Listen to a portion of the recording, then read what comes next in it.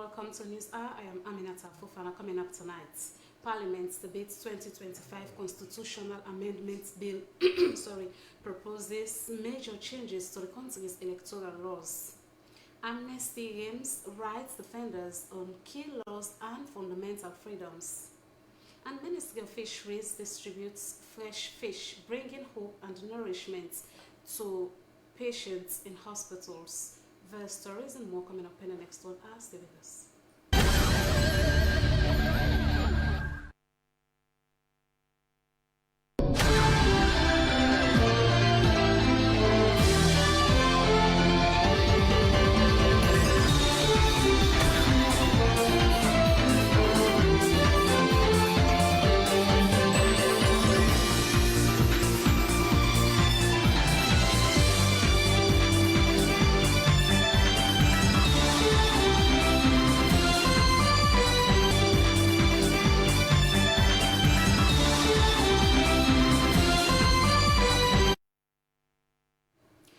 Welcome back. Tonight we begin this newscast in Parliament as Parliament is debating the Constitutional Amendment Bill 2025, which proposes major changes to the country's electoral laws. Key proposals in the bill include establishing a search and nomination committee to appoint electoral commissioners and introducing a 30% quota for women to contest elections. It also includes creating a legal framework for independent presidential candidates who can demonstrate sufficient financial capacity and community support, and deregistering political parties that fail to win a parliamentary seat in 2 consecutive general elections. The most contentious aspect of the bill is its proposal to retain the proportional representation PR system for parliamentary elections. The government side argued that PR promotes greater political diversity, eliminates the cost of holding by-elections, and contributes to a more stable and peaceful political environment. However, the opposition All People's Congress Party contended that the PR system disadvantages smaller political parties, pointing to the outcome of the 2023 elections as evidence. The party also argued that PR shifts decision-making power away from the electorate and places it in the hands of political parties through party lists. The APC maintains that the constituency-based electoral system remains the best model for ensuring genuine representation of the people. Another contentious proposal concerns the threshold for winning a presidential election. The bill introduces what critics describe as difficult provisions for election to the office of the president. It provides that a presidential candidate must obtain a simple majority of the total valid votes cast throughout Sierra Leone and a minimum of 20% of the total valid votes cast in at least 2/3 of the districts of Sierra Leone. It also proposed for independent member to contest for the presidency. As the All People's Congress concluded its constituency elections across the country, one of the flag-bearer aspirants of the APC and leader of the DIB movement, Dr. Ibrahim Bangura, has commended the successful conduct of the polls nationwide. He admonished supporters of the party to be calm, underscoring the importance of the constituency elections ahead of the district and national delegate elections. Here is an excerpt of his statement.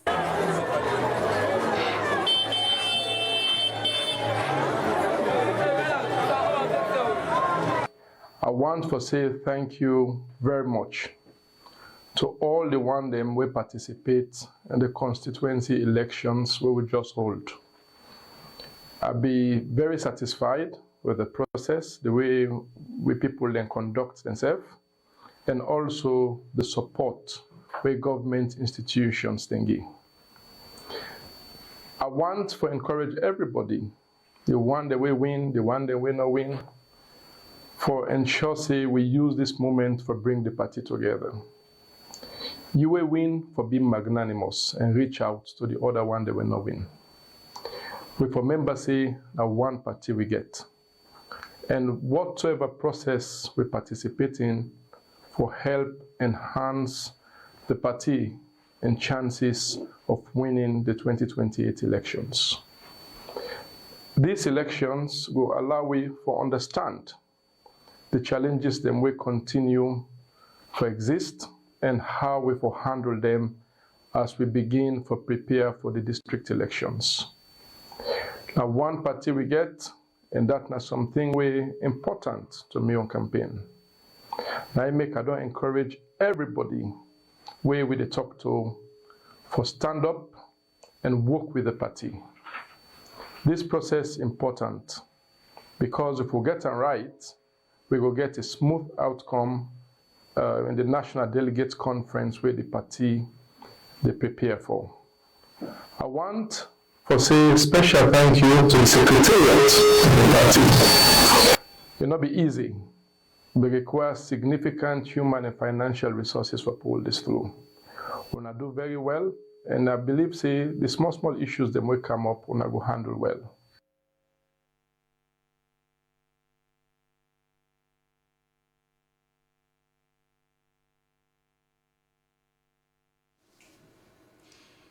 Human rights defenders should be familiar with the laws governing the states, particularly those relating to freedom of expression and other fundamental rights. This is according to the Section Director of Amnesty International, Sierra Leone, Solomon Subani, during the opening of a 3-day training of trainers workshop on several legislations, including the Criminal Procedure Act, Cybersecurity Act, and the Gender Equality and Women's Empowerment or GIWE Act 2022 for civil society organizations. Dennis Fraser tells us more. The 3-day workshop brought together staff, members of Amnesty International, and representatives of various civil society organizations to strengthen our understanding of key national laws affecting human rights advocacy. The highly interactive session focused on equipping participants with the legal knowledge needed to protect human rights defenders, promote accountability, and ensuring that their work is carried out safely and in compliance with the country's laws. Speaking at the opening session, the Section Director of Amnesty International Sierra Leone, Solomon Subani, emphasized that human rights defenders have both the rights and the responsibility to understand the country's legal framework. He said, a sound knowledge of state laws enables defenders to protect themselves, challenge unlawful actions by authorities, and use domestic legal mechanisms to hold public officials accountable. I get confused over the noise and emotions human rights defenders attach to the laws and interpretation of those rights. It's unfortunate. You should know the laws. The law is not about emotion. It's not about noise. Mr. Subani described human rights defenders as essential agents of progress whose work was critical to advancing justice, fairness, and respect for fundamental human rights. The lead facilitator and retired judge, Nicholas Brown-Mark, said given their critical role in society, defenders must have a solid understanding of legal provisions to effectively promote accountability and ensure that law enforcement agencies uphold the rule of law. Bring the law up to date with modern developments and with modern sensibilities about our responsibilities to our fellow man, to the disadvantaged, and to the other sex, as women. And we ensure that we give adequate protection, not just to the victims, persons who come into contact with the law, but also persons who come into conflict with the law, the persons who are charged in court. We try as much as possible, like for instance, enacting now that persons who are, for instance, suspected of having committed sexual offences, they have a right to ask for a medical practitioner to examine them to confirm or disprove whether it is they are in a position to commit the offence with which they have been charged. Participants described the training as timely and beneficial, saying it had enhanced their knowledge and strengthened their capacity to advocate for the protection and promotion of fundamental human rights. Being designated to benefit members of the civil society, the Forter State, and other groups that are very relevant in advocacy generally. I think for all of us, this training brings together like-minded people, which means that whenever we are advocating, we will be speaking from the same book. Exercise, I'll have to engage my colleagues because we have monitors at the police station, the court, and also for detention facilities. In order for us to see whether what the law says are being implemented by the justice actors. Because as you mentioned, we have a lot of cases wherein what the law says and what is being implemented, there are two different things. The workshop is expected to create opportunities for wider engagement with civil society organizations, providing a platform for dialogue on concerns, perceptions, and challenges relating to national legislation, while broadening understanding of the legal framework governing human rights and national security in the country. SLBC, Dennis Fraser reporting.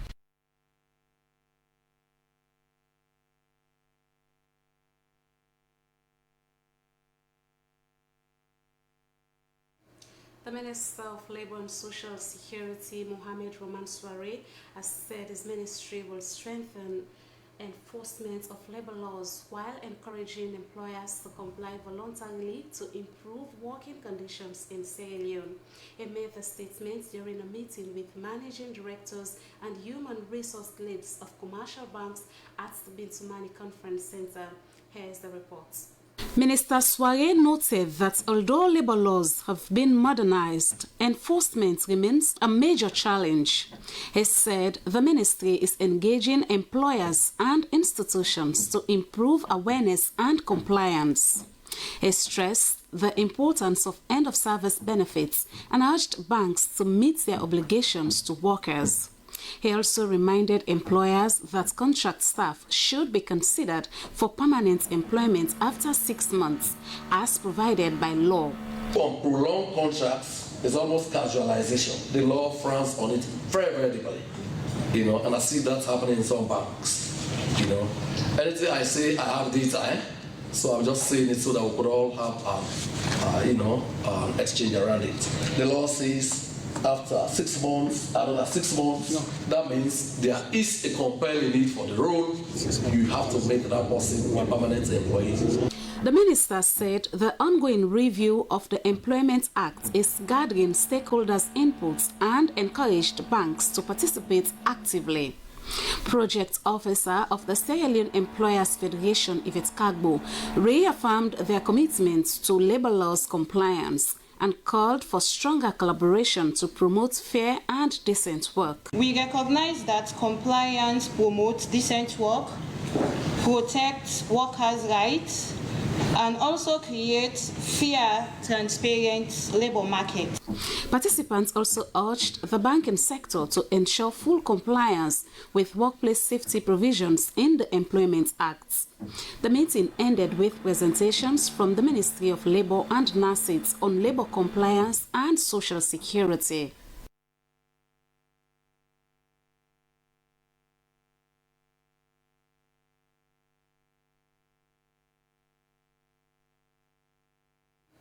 For many hospital patients, a balanced meal is often beyond reach. But today, compassion arrived not in words but in fresh fish distributed by the Minister of Fisheries, Princess Juba, bringing nourishment, hope, and a reminder that recovery is also supported by what is served on the plates. Stella Bangura went along with the team and compiled this report. Fish here now say, okay, we're not taking out for brand and hospitals then, and for brand care to schools then. So now that make today for sure, I say, if I not for no more for chambu, the why again for letting brain cells develop, because without food that you belay, you don't go for that. It was a welcoming atmosphere as officials from the Ministry of Fisheries and Marine Resources walked through hospital corridors carrying more than just fish. They carried a gesture of care for some of society's most vulnerable people.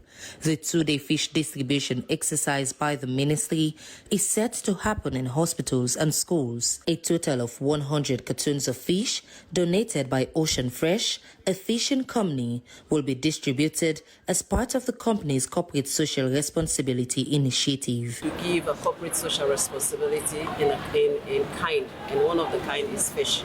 So because they are fishing companies, they gave us fish so that we can distribute it. So we decided to choose the hospital and schools because we know it's the rainy season, and during the rainy season we don't have enough fish. And if you go to the market, definitely you see that there is not enough. Not that we don't want to, but it's because most times the fish will run away during the rainy season. So for us to have fish and be able to distribute it, it takes that burden off the people. This exercise, as explained by the minister, will not be limited to Freetown, but will also be carried out in the provinces. At the Sierra Leone Psychiatric Teaching Hospital, the donation was received as more than food. For many patients, proper nutrition forms an important part of the healing process, making the day's intervention both timely and meaningful. Nutritionists at other beneficiary hospitals also welcomed the support, noting that quality protein plays a vital role in patients' recovery. Fish more nutritious past beef self. Fish like good past beef for your health. So this is the make sure so the patient is very healthy. For the Minister of Fisheries, Princess Duba, the visit was deeply personal. Before assuming her current role, she served as Deputy Minister of Health, making her return to the hospital one filled with memories of caring for patients from a different office. Now leading the fisheries sector, she returned with the same purpose of improving lives. The initiative, she stated, aligns with President Bio's Human Capital Development Agenda, which places the health and well-being of Sierra Leoneans at the center of national development. Reporting for SLBC, Stella Bangura. The Ministry of Health has launched the rollout of Starlink internet connectivity across public hospitals and health facilities as part of efforts to accelerate the country's digital health transformation. The initiative is expected to improve patient care, strengthen disease surveillance, and enable real-time collection and analysis of health data for informed decision-making. Emmanuel Samura reports. Healthcare delivery in Sierra Leone is entering a new digital era with the launch of Starlink internet connectivity at the Julius Maada Bio Pediatric Center of Excellence in Nomni. The initiative, spearheaded by the Ministry of Health, will see Starlink installed in public hospitals and health facilities nationwide, providing reliable, high-speed internet to support healthcare services. Launching the program, Minister of Health Dr. Austin Demby described the initiative as a major milestone in modernizing. Starlink is pivotal as a communications tool to allow us to better understand the state of health of this country. It brings it to a granular level. It's not based on opinion, it's not based on expert advice, it's data. Dr. Demby said the improved connectivity will enhance collaboration among health professionals, allowing doctors in different hospitals to consult and share expertise more efficiently, ultimately improving patient care. He noted that beyond communication, the system will support electronic collection of patient data, enabling health authorities to monitor disease trends in real time and respond swiftly to emerging health threats. So what this is doing for us is allowing us to objectively look at healthcare delivery and use the data and then analyze data for action. So it's data for action, but this you see here is the tool that allows us to do that. Medical Superintendent of the Julius Maada Bio Pediatric Center of Excellence, Dr. Aishatu Mustafa, welcomed the initiative, recalling previous attempts to implement electronic medical records that were hindered by poor internet connectivity. We're able to communicate faster, easily, and seamlessly. For instance, if you don't see your patient, all the other units then will know what you want for your patient. You go don't send you request to the lab.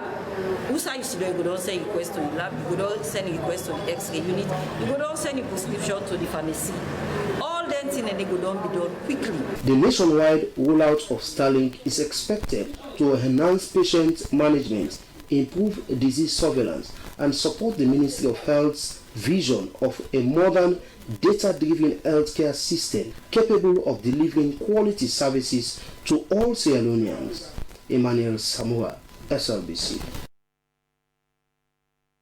A Nigerian-based prophet, Chuck Stoney, has arrived in Sierra Leone for the first time ahead of a 3-day prophetic crusade in Freetown with the theme Papa Prophecy. The crusade is expected to attract hundreds of worshippers for prayer, healing, and a spiritual revival. Here is an excerpt of Prophet Chuck Stoney of what awaits worshippers. The visit to Sierra Leone is for revival, is for salvation, is to preach the gospel, is to pray for people, deliver those who are oppressed, and call people to the glory of God and to Christ. So that's my purpose of visiting Sierra Leone. Everyone who wants to come and join the conference, my prayers for them is that God will answer their prayers. If God wants to deliver people and God wants to set people free, there must be a vessel through which God will be able to do that. And that is why we have ministers of the gospel. So everyone in Sierra Leone, I welcome them all to this program, and I believe that it's going to be a very big testimony. Many will testify to the goodness of God. Venue of the program is going to be at Wamagriso School, Mile 12, Mambo Junction, along Peninsula Road. So that's where the program is holding. It is for 29, 30 and 31st of July, 3 p.m. daily. There are prophecies that come that break barriers. And there are prophecies that when it's given by God, when they come your way, it turns your life around. So that's why the program is captioned Prophesy. That was Prophet Chuck Stoney, a Nigerian-based prophet who is in the country for a spirit-filled revival program. The ambassador of the Republic of Sierra Leone to the Kingdom of Saudi Arabia, Mohammed Bari, has held a high-level discussions with the Chief Executive Officer of the Saudi Fund for Development, SFD, at the fund's headquarters in Riyadh, Saudi Arabia. The discussions were focused on further strengthening bilateral cooperation and accelerating the implementation of Saudi Fund-supported development projects in Sierra Leone. The report was filed in by Alhaji Abubakar Ba, press attaché, and read in the studio by Mosiwe Suma. One of the key projects discussed at the meeting was the Riyadh Referral Hospital project in Sierra Leone. The ambassador of Sierra Leone to the Kingdom of Saudi Arabia, Mohammed Bari, formally conveyed information on the revised sites for the hospital project in the country and further discussed better future project opportunities for Sierra Leone. The proposed Riyadh Referral Hospital project is 150 beds health facility that is estimated to worth $50 million United States dollar. It is a fully funded hospital project by the Saudi Fund for Development. Ambassador Mohammed Bari said the hospital is a flagship health infrastructure initiative aimed at improving specialist healthcare service delivery in the country. The Chief Executive Officer of Saudi Fund for Development, Al Mashad, thanked Ambassador Mohammed Bari, noting significant progress being made across the SFD's portfolio in Sierra Leone. He confirmed that approximately 80% of the ongoing projects are nearing completion, including 2 education-related projects, while borehole drilling activities are currently at about 40% in completion. The Saudi Fund for Development expressed interest in supporting mining and energy projects in Sierra Leone. The ambassador discussed the NPRA Tank Fund project with the CEO of Saudi Fund for Development, who expressed a keen interest in supporting it. At the end of the meeting, major discussions points were highlighted. Amongst the points is for the government of Sierra Leone to submit an immediate priority, a request for proposals for consultancy on the Riyadh Referral Hospital to the Saudi Fund for Development for a review and approval. A visit of Sierra Leone's Minister of Mines and Energy to Saudi Arabia for a strategic meeting with the CEO of Saudi Fund for Development and the Saudi Minister of Energy and Mines. The meeting concluded with both parties expressing optimism that the Riyadh Referral Hospital and other ongoing initiatives will significantly improve service delivery and quality of life for the people of Sierra Leone. Yusuf Mosiri Suma, SLBC News, Freetown. In observation of the Egyptian National Day, the Embassy of the Arab Republic of Egypt in Sierra Leone has hosted a dignified reception with MDs and international partners at Radisson Blu Mamoudzou Hotel. The occasion was to celebrate Egypt's national heritage while reaffirming the growing ties of friendship and cooperation between the Arab Republic of Egypt and the Republic of Sierra Leone. According to the Egyptian ambassador in Sierra Leone, Her Excellency Rasha Soliman Mohi Eldin Soliman, the occasion highlighted the significance of Egypt's proud history and its enduring partnership with Sierra Leone. Moses Conte reports. The annual celebration marks Egypt's revolution, which begins on the preceding evening of 23rd July, marking the date in 1952 when the Free Officers Movement led by Mohamed Naguib and Gamal Abdel Nasser commenced the military coup d'etat that launched the revolution and ultimately led to the abdication of King Farouk, the penultimate king of Egypt and the Sudan. It led to the declaration of the modern Republic of Egypt, ending the period of the Kingdom of Egypt. It is the biggest secular public holiday in Egypt and is considered the national day.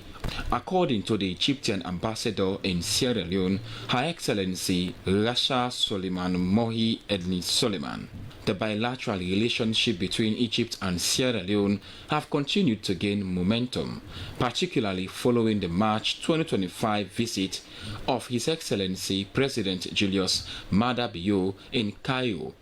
She described the visit as a landmark moment that opened new avenues for practical cooperation and mutual advancement. Among the major achievements highlighted was the Memorandum of Understanding signed between the Egyptian Drug Authority and the Pharmacy Board of Sierra Leone, which is expected to strengthen pharmaceutical regulation, support the fight against counterfeit medicine, build local professional capacity, and improve access to safe, high-quality, and affordable healthcare in Sierra Leone. We are standing shoulder to shoulder to each other. So our cooperation now is extending in different areas. Since the visit of His Excellency the President, Dr. Julius Maada Bio, to Egypt in March 2025, it has been a historic visit because it also witnessed the signature of like 5 MOUs between our two nations in different